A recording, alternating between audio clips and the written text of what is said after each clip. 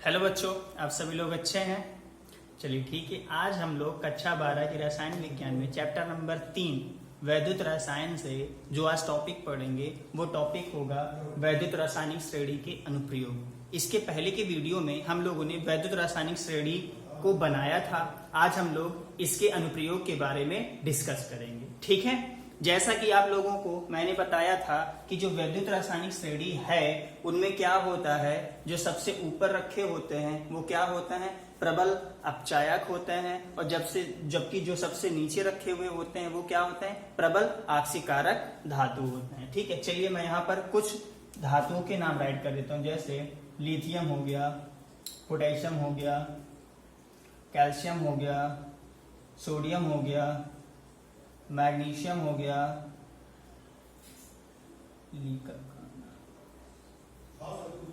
Aluminium हो गया, H2O हो गया। ठीक है, इसके बारे में हम लोग तब डिस्कस करेंगे जब हम ये पता करेंगे कि भाई कौन सी धातु मुक्त होगी। मतलब जैसे कॉपर सल्फेट है, इसका यदि हम जलीय विलयन ले लेते हैं, ठीक है, मतलब अगर जलीय विलयन लेंगे तो एनोड पर और कैथोड पर कौन सी धातु या कौन सी गैस मुक्त होगी, उस स्थिति में हमने यहाँ पर ये जो H2O लिखा है वो हमें काम आएगा। ठीक है, इस पर भी हम लोग डिस्कस करेंगे और इस पर भी एक वीडियो हम बनाएंगे। ठीक है, चलिए शुरुआत करते हैं अभी पहले इसको।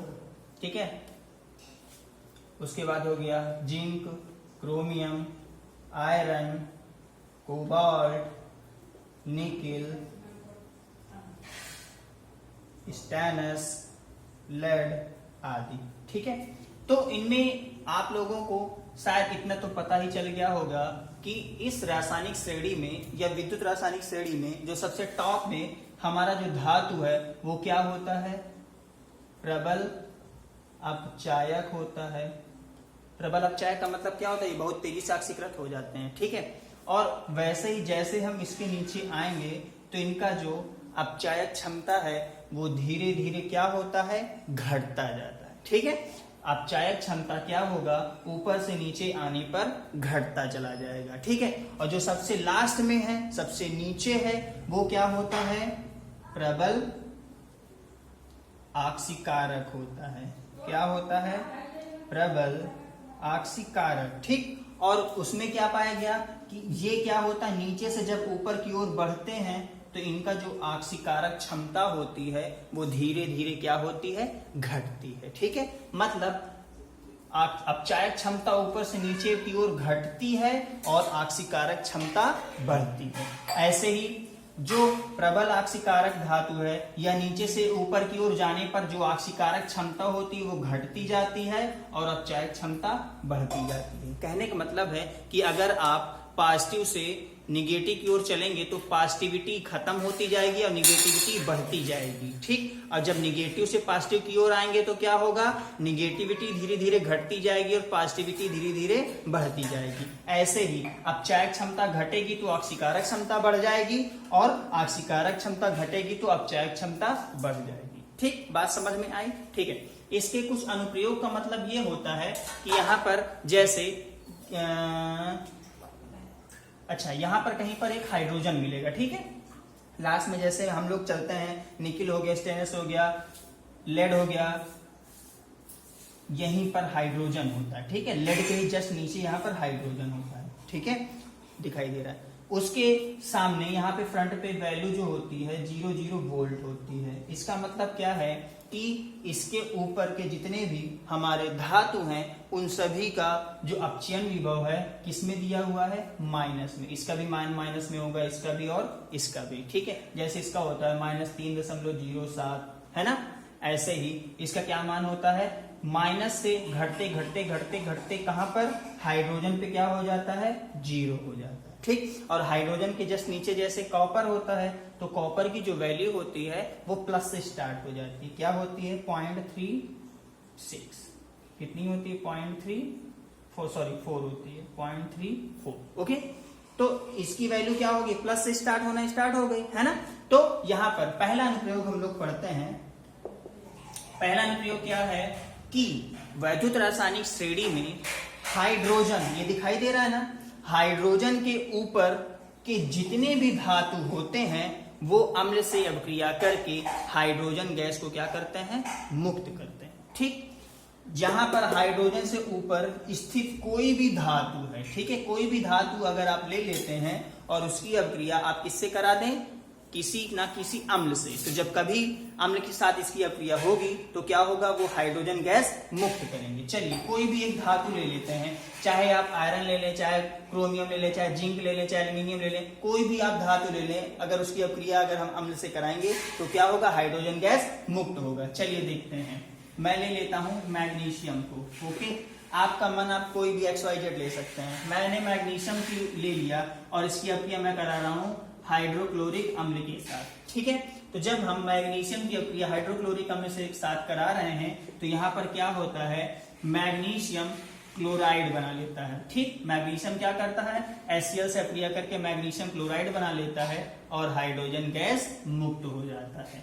ठीक, कहने का मतलब ये है कि हाइड्रोजन के ऊपर स्थित सभी धातु प्रतिस्थापन अभिक्रिया देते हैं। ठीक, हाइड्रोजन से ऊपर स्थित सभी धातु क्या होते हैं, अम्ल के साथ प्रतिस्थापन अभिक्रिया देते हैं। ठीक, चलिए अब हम लोग इसके बाद दूसरा देखते हैं, इसके बाद इसका अनुप्रयोग नेक्स्ट देखते हैं। ठीक, दूसरा क्या है, आप इनको समझें कि वैद्युत रासायनिक श्रेणी में स्थिति कोई भी धातु अपने से नीचे के धातु के साल्ट से क्या करता है, उसे विस्थापित कर देता है। ठीक है, मतलब यहां पर भी क्या हो रहा है, प्रतिस्थापन की अभिक्रिया हो रही है। मतलब कि कोई भी एक धातु है अपने से नीचे के धातु के लवण से क्या करेगा, उसे विस्थापित कर देगा। ठीक, जैसे मैं बात कर रहा हूं, यहां पर ऊपर कौन है, कैल्शियम है। अगर मैं कैल्शियम की अभिक्रिया किससे करा दूं, सोडियम क्लोराइड से।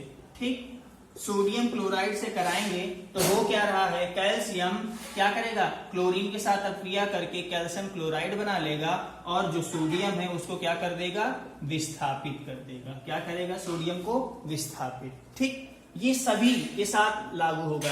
लिथियम की अभिक्रिया अगर मैं पोटेशियम क्लोराइड से कराऊंगा या लिथियम की अभिक्रिया कैल्शियम क्लोराइड से कराऊंगा तो भी यही सेम प्रक्रिया होगी। क्यों, क्योंकि ऊपर का जो धातु होता है वो ज्यादा सक्रिय होता है और उनकी जो सक्रियता होती है धीरे धीरे नीचे आने पर घटती चली जाती है। इस वजह से क्या होगा, कोई भी धातु अपने से नीचे स्थित धातु के लवण से क्या करता है, उसको विस्थापित कर देता है। ठीक है, बात समझ में आई। ठीक, चलिए अब हम लोग नेक्स्ट देखते हैं।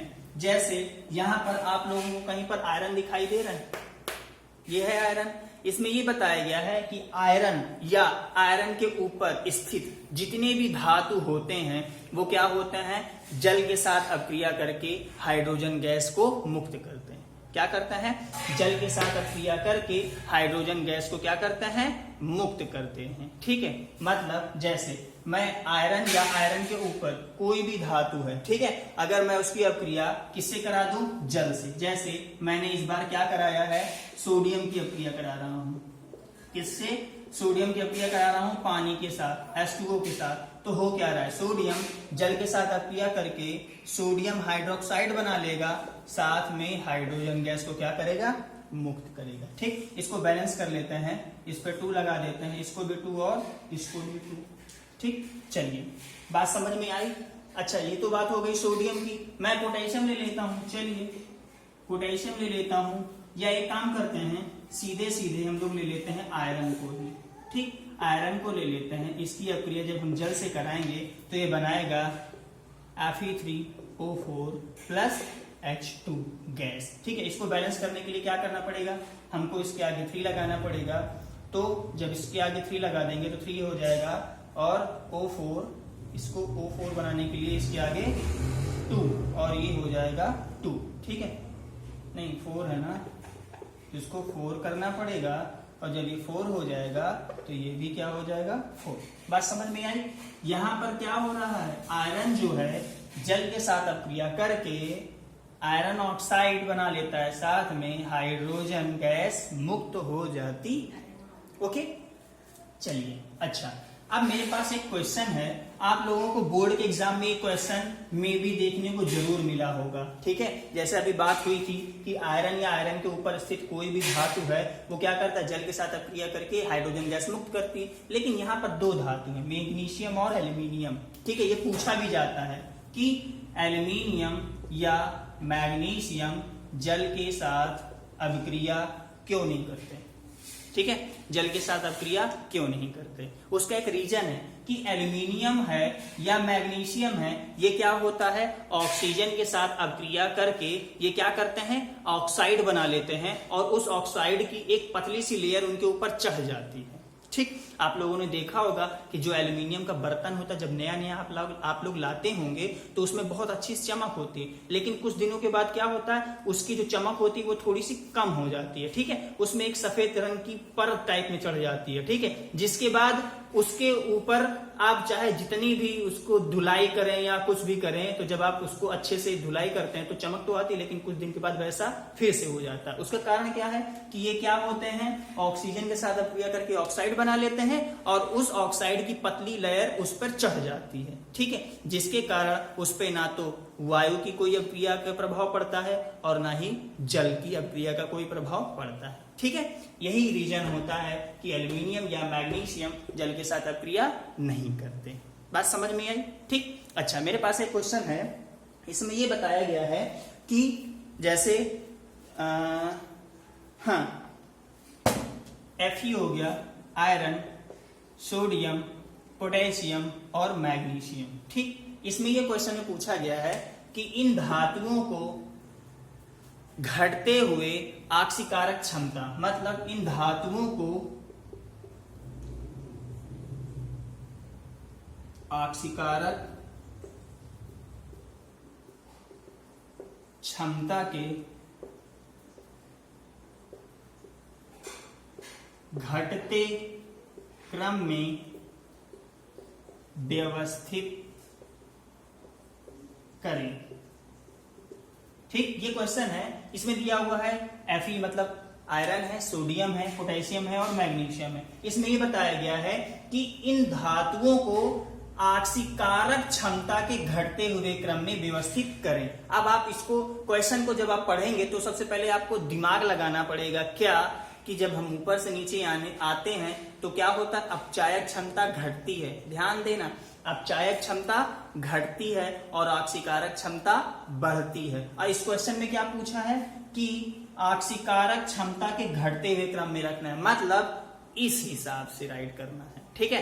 तो घटता हुआ क्रम क्या होगा, नीचे से ऊपर की ओर जाएंगे तभी तो ऑक्सीकारक क्षमता घटेगी ना। तो नीचे सबसे पहले कौन सा धातु है, यहां पर से देख लेते हैं, आयरन है कि सोडियम है कि पोटेशियम है कि मैग्नीशियम। तो सबसे नीचे कौन होगा, Fe।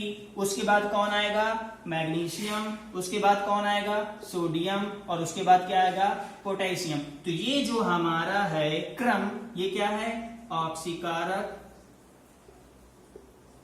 क्षमता के घटने का क्रम। बात समझ में आई ना, बात समझ में आई भाई। आप समझें, इसने क्या बोला है कि ऑक्सीकारक क्षमता के घटने का क्रम, तो नीचे जो होगा वो सबसे ज्यादा ऑक्सीकारक क्षमता वाला होगा, उसके ऊपर वाला कम, उसके ऊपर वाला कम। तो सबसे नीचे कौन है, आयरन ही तो है। उसके ऊपर आएंगे तो हमें क्या मिला, मैग्नीशियम, तो उसकी ऑक्सीकारक क्षमता कम हो गई। फिर उसके बाद क्या मिला, हमें सोडियम मिला, उसकी ऑक्सीकारक क्षमता उससे कम हुई। और फिर लास्ट में क्या मिल गया, पोटेशियम, जिसकी ऑक्सीकारक क्षमता सबसे कम है। हाँ, अगर यहीं पर क्वेश्चन को घुमा देता कि घटते हुए क्रम की जगह पे बढ़ते हुए क्रम में पूछ लेता कि ऑक्सीकारक क्षमता के बढ़ते क्रम में व्यवस्थित करें, तो ऑक्सीकारक क्षमता क्या होती है, ऊपर से नीचे की ओर जाने पर ऑक्सीकारक क्षमता बढ़ती है। तो ये जस्ट उल्टा हो जाता, क्या हो जाता, पोटेशियम, सोडियम, मैग्नीशियम और आयरन, ये होता बढ़ता या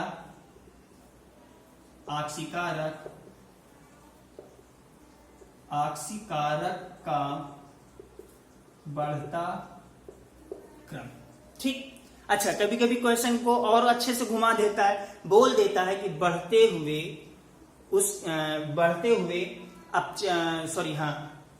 उसमें नंबर बता देता है। सॉरी, जब कोई ऐसा क्वेश्चन पूछेगा तो उसमें क्या होता है, उसका अपचयन विभव बता देता है, ठीक है। इसका एक क्वेश्चन मैं आप लोगों को दिखाता हूं। देखिए बच्चों, मेरे पास एक क्वेश्चन है, इसमें दिया हुआ है कि पोटेशियम Hg, Ag, मैग्नीशियम और क्रोमियम, ठीक है, इनकी वैल्यू बता दी गई है। इसकी वैल्यू बताइए, पोटेशियम का है -2.93 वोल्ट, उसके बाद Hg का बता दिया है, इसका दिया हुआ है +0.79 वोल्ट, और उसके बाद Ag का दिया हुआ है +0.80 वोल्ट, मैग्नीशियम का दिया हुआ है -2.37 वोल्ट, और क्रोमियम का दिया हुआ है -0.74 वोल्ट, ठीक है। और इस क्वेश्चन में पूछा है कि इनकी बढ़ती हुई अपचायक क्षमता के क्रम में व्यवस्थित करें, ठीक है। क्या पूछा है कि बढ़ते अपचायक क्रम में व्यवस्थित करें।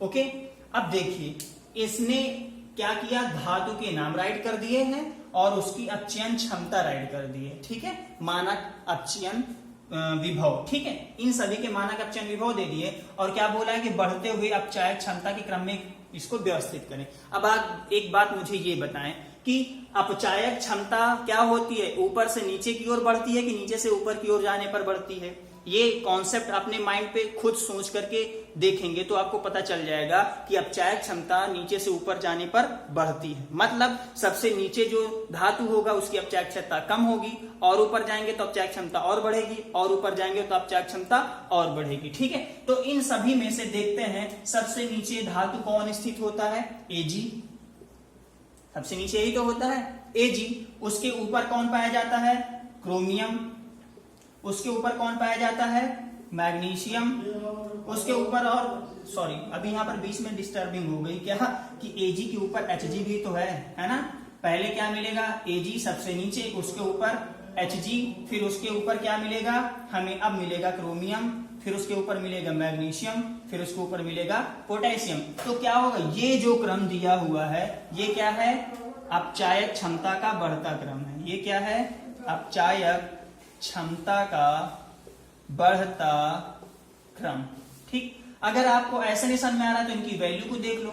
इनकी वैल्यू क्या होगी भाई, नीचे पॉजिटिव वाली होती है और ऊपर जैसे बढ़ते जाएंगे तो माइनस की वैल्यू बढ़ती चली जाएगी। तो सबसे नीचे कौन होगा, जिसकी वैल्यू पॉजिटिव में होगी, ठीक है। तो आप गौर से देखिए, यहाँ पर पॉजिटिव वाले दो हैं, 1.80 है और 1.79 है। तो सबसे नीचे कौन होगा, जिसकी पॉजिटिव वैल्यू ज्यादा होगी, मतलब नंबर 1 पे ये नीचे रखा जाएगा, फिर नंबर 2 में फिर इसको रखा जाएगा, फिर उसके बाद पॉजिटिव से रिलेटेड कौन है, इसको नंबर 3 पे रखेंगे, इसको नंबर 4 पे रखेंगे और इसको नंबर 5 में। अब देखिए, नंबर 1 पे मैंने Ag ही तो लिखा है, नंबर 2 पे मैंने Hg ही तो लिखा है, नंबर 3 पे मैंने क्रोमियम ही तो लिखा है, और नंबर 4 पे मैंने मैग्नीशियम लिखा है, और नंबर 5 पे पोटेशियम। बात समझ में आ गई, ठीक है। देखिए बेटा, ये जो क्वेश्चंस होते हैं ये आपके सोचने पे डिपेंड करेंगे कि आप उस टॉपिक्स को कितना डीपली स्टडी करते हैं, ठीक है। हाँ, मैं आपके साथ हूं, अगर कोई प्रॉब्लम आपको हो रही है तो आप मुझसे क्वेश्चन पुट अप करें, मैं उसको सॉल्व जरूर करूंगा, बट मेहनत आपको ही करनी है और फेस आपको ही करना है। ओके बेटा, चलिए मिलते हैं नेक्स्ट वीडियो में, तब तक के लिए बाय बाय।